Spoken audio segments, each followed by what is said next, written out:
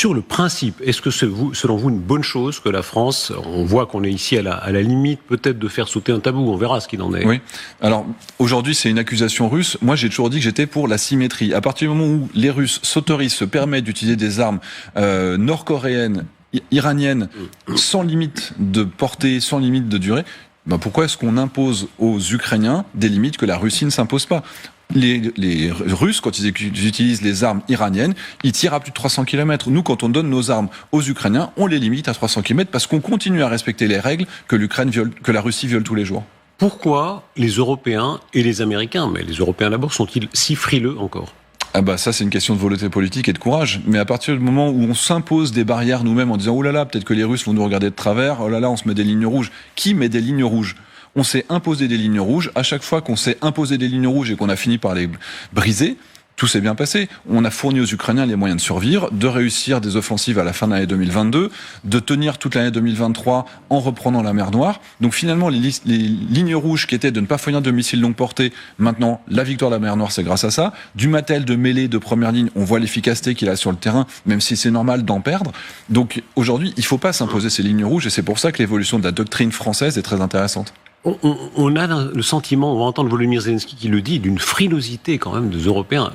C'est comme si on avait dit aux Français en 40, vous allez vous défendre, mais ne frappez pas, s'il vous plaît, l'Allemagne. Oui, et c'est d'autant plus étonnant qu'on a quand même l'Allemagne notamment qui est alarmiste sur l'avenir. On a des services occidentaux qui nous disent attention, si l'Ukraine s'effondre, voici les conséquences, et notamment une attaque directe sur les pays de l'OTAN.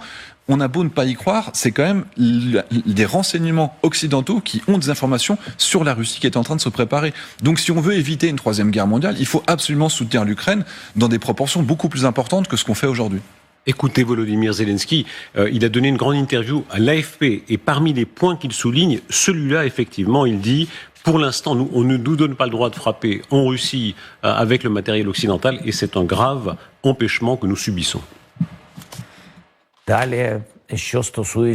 En ce qui concerne les capacités, ils peuvent tirer n'importe quelle arme depuis leur territoire vers le nôtre. C'est le plus grand avantage de la Russie. Nous ne pouvons rien faire face à leurs systèmes, qui sont situés sur le territoire de la Russie.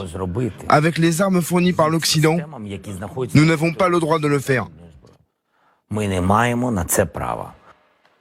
C'est dramatique. Mais d'une manière générale, jusqu'à maintenant, quand le front était clairement établi avec une zone de profondeur occupée par la Russie sur le territoire ukrainien, bombarder dans la profondeur russe, ça voulait dire bombarder sur le territoire ukrainien, il n'y avait pas de problème. Et c'est ça la difficulté sur Kharkiv. Si on veut empêcher l'afflux, l'approvisionnement, le matériel, les hommes qui arrivent pour ce front, on est obligé de taper dans la Russie, territorialement, dans l'oblast de Belgorod. Donc si on interdit aux Ukrainiens d'empêcher l'afflux de matériel, il est sûr que ce front ne tiendra pas. Donc c'est légitime d'une part, mais c'est nécessaire militairement de pouvoir leur permettre d'utiliser notre matériel sur les arrières du front de Kharkiv.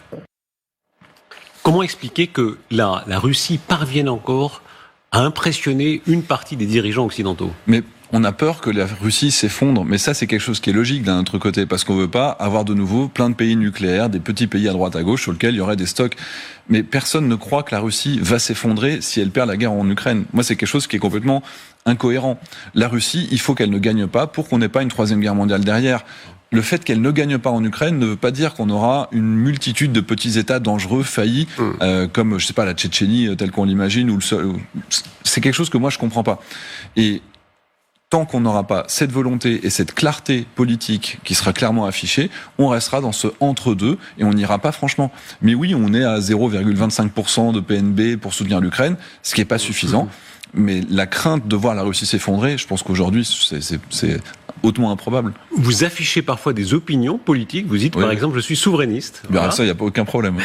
Et vous disiez aussi, vous étiez contre la participation dans l'OTAN, n'est-ce pas ?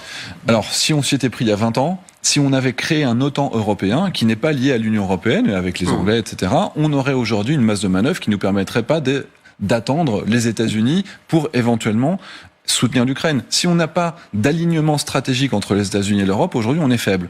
Donc moi mon objectif, si on se dit allez pour 2040, on fait un OTAN européen dans lequel on est tous alignés, dans lequel on a tous une armée forte, on fait des programmes d'armement communs, on arrête d'acheter aux États-Unis et on est souverain national si possible, européen si nécessaire.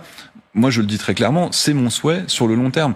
Je sais que ce souhait est partagé par beaucoup de gens, pas au niveau politique malheureusement, mais je pense qu'étant donné le décalage qu'on observe aujourd'hui entre les objectifs américains et la nécessité européenne de voir l'Ukraine gagner, on n'est pas aligné et on n'a pas les mêmes moyens, et donc il faut vraiment se donner cet objectif sur le long terme, d'être capable d'être vraiment souverain et autonome.